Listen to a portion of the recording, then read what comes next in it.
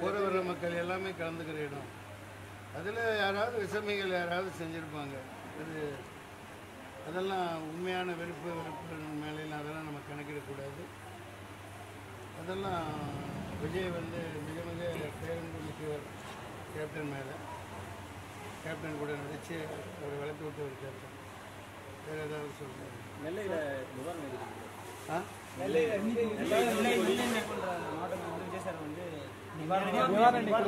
பாராட்டணும், அதெல்லாம் பண்ணுறாங்க, பாராட்டணுங்க.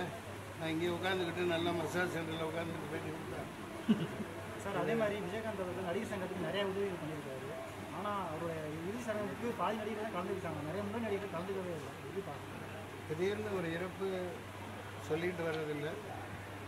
அவங்கவுங்க வெளியூரில் வெளிநாட்டில் அங்கங்கே இருந்துருக்கலாம். ஆனால் நடிகர் சங்க சார்பில் வந்தாங்க, சார்பில் வந்தாங்க. ஒரு ஊர்வலமாக போய் இப்போ பண்ணுற நிகழ்ச்சி இருந்தது. அது நானும் அங்கிருந்து வந்து அதை கேள்விப்பட்டு ஊர்வலம் போகிறதுக்காக பிரயத்தனம் பண்ணோம். விஜய் ஹோட்டலில் இருந்து அந்த நூறடி ரோட்டில் போனால் அங்கே கூட்டம் தாங்க முடியல. எல்லாம் இந்த அபிராமியெல்லாம் நசுக்கப்பட்டு அவங்க உயிர் பிழைச்சதே பெரிய விஷயம். அபிராமி, கோவை சரளா, இந்த கூட வந்த என்ன நடிகைகள், இவர் விஜய் சேதுபதிலாம் அப்படியே நசுக்கி அப்படியே சட்னி ஆக்கிட்டாங்க. கை பட்டன்லாம் இந்த சட்டையில் எல்லாம் உடஞ்சிருச்சு, செருப்பு கிருப்பெல்லாம் எல்லாம் பெஞ்சு போச்சு. அந்தளவு கட்டுக்கிடங்காத கூட்டம். அதனால் காவல்துறையாலையும் ஒன்றும் பண்ண முடியல.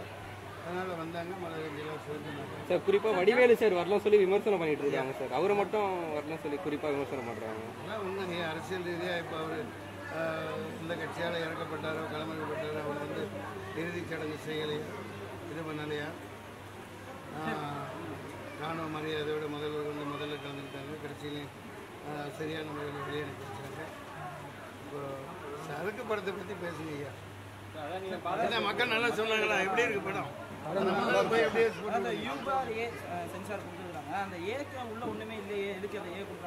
ஏக்குள்ள ஒன்றும் இல்லையா? அப்போ அவர் முகத்தை காட்டுப்பா. ஏக்குள்ள ஒன்றும் இல்லையா? அதாவது கொடுத்துருக்காங்களாம். அந்த அளவுக்கு செக்ஸ் கிளிகளை போய் காட்சிகள் இல்லையா? நீ சொல்கிற தம்பி அவங்க கேட்க மாட்டேங்கிறாங்களே. அவங்க கொடுக்குறாங்க, நாங்கள் வெளியிட வேண்டியதாக இருக்குது. என்ன பண்ணுறது? அதெல்லாம் இப்போ சொல்கிறதுக்கு ஒன்றும் இல்லை. படம் இல்லை, சென்சாரில் நிறைய கட்டுப்பாடு சொல்லிட்டு இருந்தீங்க. மாரி செல்வராஜே சொல்கிறாரு, எனக்கு சென்சார் வந்து பல பிரச்சனை இருக்குது அப்படின்றாங்க. சரி சரி, எனக்கெல்லாம் ஒரு பிரச்சனையும் இல்லை. அடுத்த படமெல்லாம் வந்துக்கிட்டே இருக்கும், நடிச்சுக்கிட்டே இருக்கேன், போயிட்டே இருக்கேன். அவ்வளோதான். தளபதி 68 நீங்கள் இருக்கீங்களா சார்? அப்படி தெரியாது, எனக்கு தெரியாது. நீங்கள் இருக்கீங்கன்னு சொல்லி நியூஸ் வருது. அதை பற்றியெல்லாம் எனக்கு ஒன்று இப்போ கதாபாத்திரம் தேவைப்பட்டால் கூப்பிட போகிறாங்க. இதுக்கப்புறம் நடிப்பு ஒன்று தானே உலகத்தில் எவ்வளோ விஷயங்கள் இருக்குது. வாங்க முதல்ல எப்படி லேட்டாக இருப்போது ஆடுறதுக்கு முன்னாடி போடுங்க. அதெல்லாம் இப்போ நீங்கள் ஆக்கப்பூர்வமாக ஏதாவது கேளுங்க. ஜாலியாக அந்த தேட்டரில் படத்தை ரிலீஸ் பண்ணிவிட்டு ஒரு 10 நிமிஷம் நல்லா மசாஜ் பண்ணலான்னு வந்தேன். அதையும் போடுவீங்க. பொண்டாட்டி அடி வாங்கிட்டு வந்து படுத்து கிடக்கிறான்னு போடுவீங்க. மன்னிக்கணும், நோக்கம்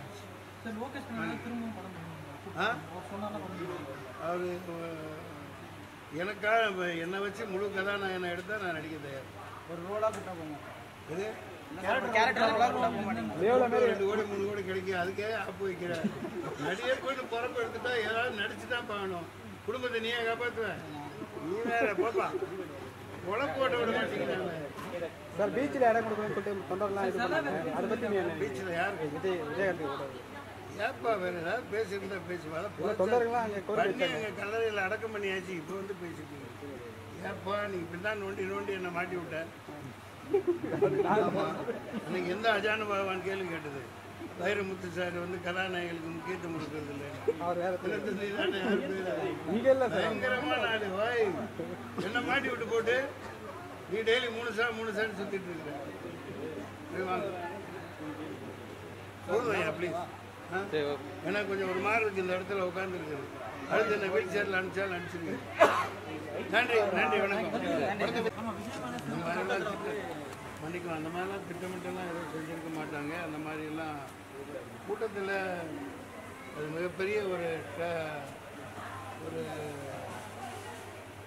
ஹைவே போகிற வர மக்கள் எல்லாமே கலந்துக்கிற இடம். அதில் யாராவது விசமிகள் யாராவது செஞ்சுருப்பாங்க.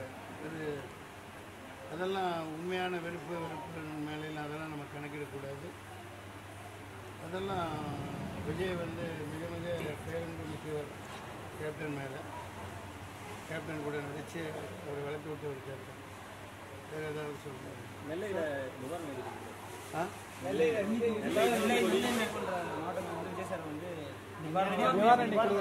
பாராட்டணும், அதெல்லாம் பண்ணுறாங்க, பாராட்டணுங்க. நான் இங்கே உட்காந்துக்கிட்டு நல்லா மசாஜ் சென்டரில் உட்காந்துக்கிட்டு பேட்டி கொடுத்தேன். சார் அதே மாதிரி விஜயகாந்த் அவர்கள் நடிகர் சங்கத்துக்கு நிறைய உதவிகள் பண்ணியிருக்காரு. ஆனால் அவருடைய இறுதி சடங்குக்கு பாதி நடிகர்கள் தான் கலந்துக்கிட்டாங்க, நிறைய முன்னாடி நடிகர்கள் கலந்துக்கவே இல்லை. எப்படி பார்க்குறேன்? திடீர்னு ஒரு இறப்பு சொல்லிட்டு வர்றதில்லை. அவங்கவுங்க வெளியூரில் வெளிநாட்டில் அங்கங்கே இருந்திருக்கலாம். ஆனால் நடிகர் சங்க சார்பில் வந்தாங்க, நாசர் சாரில் வந்தாங்க. ஒரு ஊர்வலமாக போய் இப்போ பண்ணுற நிகழ்ச்சி இருந்தது. அதை நானும் அங்கிருந்து வந்து அதை கேள்விப்பட்டு ஊர்வலம் போகிறதுக்காக நம்ம பிரயத்தனம் பண்ணோம். விஜய் ஹோட்டலில் இருந்து அந்த நூறடி ரோட்டில் போனால் அங்கே கூட்டம் தாங்க முடியல. எல்லாம் இந்த அபிராமியெல்லாம் நசுக்கப்பட்டு அவங்க உயிர் பிழைச்சதே பெரிய விஷயம். அபிராமி, கோவை சரளா, இந்த கூட வந்த என்ன நடிகைகள், இவர் விஜய் சேதுபதிலாம் அப்படியே நசுக்கி அப்படியே சட்னி ஆக்கிட்டாங்க. கை பட்டன்லாம் இந்த சட்டையில் எல்லாம் உடஞ்சிருச்சு, செருப்பு இருப்பெல்லாம் எல்லாம் பெஞ்சு போச்சு. அந்தளவு கட்டுக்கிடங்காத கூட்டம். அதனால் காவல்துறையாலையும் ஒன்றும் பண்ண முடியல. அதனால் வந்தாங்க, மலர்ஜிலாம் சொல்லிட்டு சார். குறிப்பாக வடிவேலு சார் வரலாம் சொல்லி விமர்சனம் பண்ணிட்டு இருக்காங்க சார். அவரை மட்டும் வரலாம் சொல்லி குறிப்பாக விமர்சனம் பண்ணுறாங்க. அதெல்லாம் ஒன்றும் அரசியல் ரீதியாக இப்போ அவர் இந்த கட்சியால் இறக்கப்பட்டாரோ களமிறக்கப்பட்டாரோ அவர் வந்து இறுதிச் சடங்கு செய்யலையா, இது பண்ணலையா? ராணுவ மரியாதையோட முதல்ல கலந்துக்கிட்டாங்க. கடைசியிலையும் சரியான முறையில் வெளியே அனுப்பி வச்சாங்க. இப்போ சரக்கு படத்தை பற்றி பேசுங்க ஐயா. மக்கள் நல்லா சொன்னாங்களா? எப்படி இருக்கு படம்?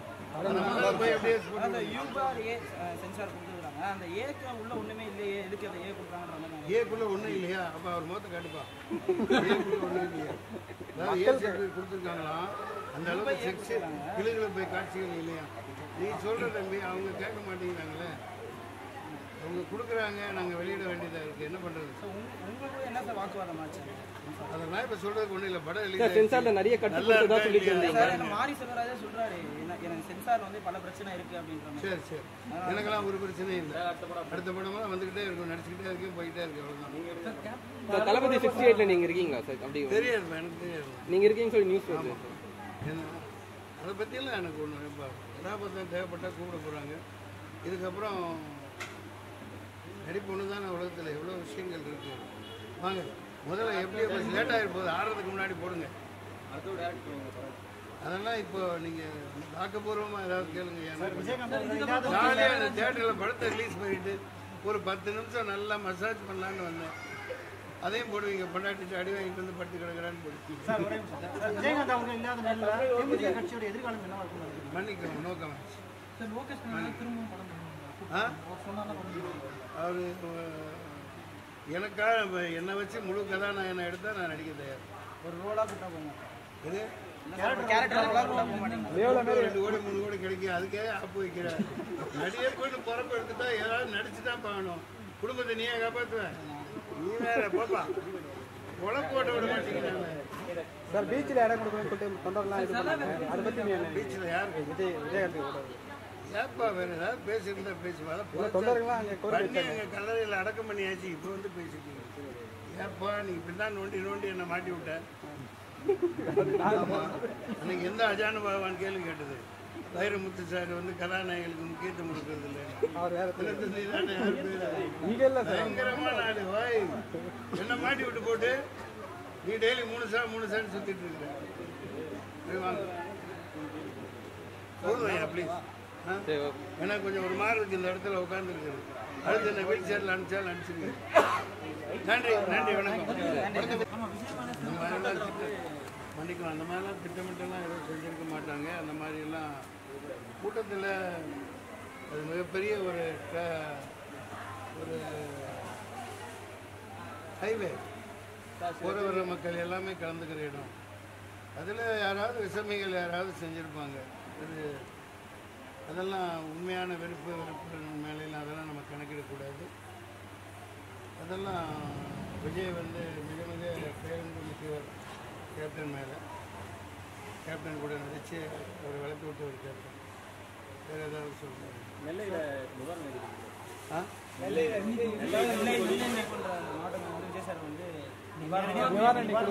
பாராட்டணும், அதெல்லாம் பண்ணுறாங்க, பாராட்டணுங்க. நான் இங்கே உட்காந்துக்கிட்டு நல்லா மசாஜ் சென்டரில் உட்காந்துக்கிட்டு பேட்டி கொடுத்தேன். சார் அதே மாதிரி விஜயகாந்த் அவர்கள் நடிகர் சங்கத்துக்கு நிறைய உதவிகள் பண்ணியிருக்காரு. ஆனால் அவருடைய இறுதி சடங்குக்கு பாதி நடிகர்கள் தான் கலந்துக்கிட்டாங்க, நிறைய முன்னாடி நடிகர்கள் கலந்துக்கவே இல்லை. எப்படி பார்க்குறேன்? திடீர்னு ஒரு இறப்பு சொல்லிட்டு வர்றதில்லை.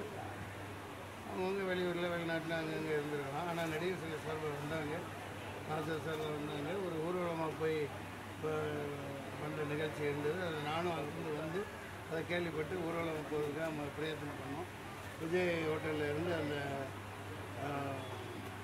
நூறடி ரோட்டில் போனால் அங்கே கூட்டம் தாங்க முடியல. எல்லாம் இந்த அபிராமியெல்லாம் நசுக்கப்பட்டு அவங்க உயிர் பிழைச்சதே பெரிய விஷயம். அபிராமி, கோவை சரளா, இந்த கூட வந்த என்ன நடிகைகள், இவர் விஜய் சேதுபதிலாம் அப்படியே நசுக்கி அப்படியே சட்னி ஆக்கிட்டாங்க. கை பட்டன்லாம் இந்த சட்டையில் எல்லாம் உடஞ்சிருச்சு, செருப்பு கிருப்பெல்லாம் எல்லாம் பெஞ்சு போச்சு. அந்தளவு கட்டுக்கடங்காத கூட்டம். அதனால் காவல்துறையாலே ஒன்றும் பண்ண முடியல.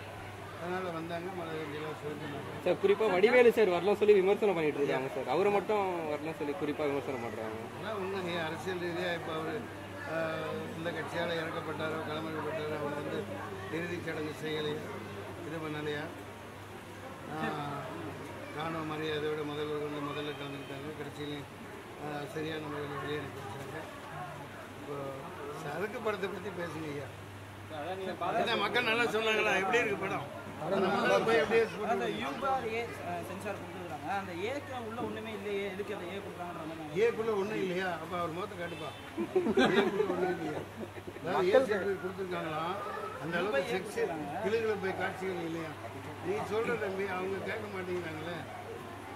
அவங்க கொடுக்குறாங்க, நாங்கள் வெளியிட வேண்டியதாக இருக்குது. என்ன பண்ணுறது? உங்களுக்கு என்ன சார் வாக்குவாதம் ஆச்சு? அதெல்லாம் இப்போ சொல்கிறதுக்கு ஒன்றும் இல்லை. படம் சென்சாரில் நிறைய கட்டுப்பாடு சொல்லிட்டு இருந்தீங்க. மாரி செல்வராஜே சொல்றாரு, எனக்கு சென்சார் வந்து பல பிரச்சனை இருக்கு அப்படின்ற. சரி சரி, எனக்கெல்லாம் ஒரு பிரச்சனையும் இல்லை. அடுத்த படமெல்லாம் வந்துக்கிட்டே இருக்கும், நடிச்சுக்கிட்டே இருக்கேன், போயிட்டே இருக்கு. அவ்வளோதான். தளபதி 68 நீங்கள் இருக்கீங்களா சார்? அப்படி தெரியாது, எனக்கு தெரியாது. நீங்கள் இருக்கீங்கன்னு சொல்லி நியூஸ் வருது. என்ன அதை பற்றியெல்லாம் எனக்கு ஒன்று. இப்போ கதாபாத்திரம் தேவைப்பட்டால் கூப்பிட போகிறாங்க. இதுக்கப்புறம் நடிப்பு ஒன்று தானே. உலகத்தில் எவ்வளோ விஷயங்கள் இருக்குது. வாங்க, முதல்ல எப்படி லேட் ஆகிருப்போது, ஆடுறதுக்கு முன்னாடி போடுங்க. அதெல்லாம் இப்போ நீங்கள் ஆக்கப்பூர்வமாக ஏதாவது கேளுங்க. ஜாலியாக அந்த தேட்டரில் படத்தை ரிலீஸ் பண்ணிவிட்டு ஒரு 10 நிமிஷம் நல்லா மசாஜ் பண்ணலான்னு வந்தேன். அதையும் போடுவீங்க. பொண்டாட்டிட்டு அடி வாங்கிட்டு வந்து படுத்து கிடக்கிறான்னு போடுவீங்க. விஜயகாந்த் அவர்கள் இல்லாத நேரத்தில் தேமுதிக கட்சியோட எதிர்காலம் என்னவா இருக்கும்? மன்னிக்கணும், நோக்கம் அவர் எனக்காக என்னை வச்சு முழு கதாநாயகனை எடுத்தால் நான் நடிக்க தயார். ஒரு ரோலாக கூட்டம்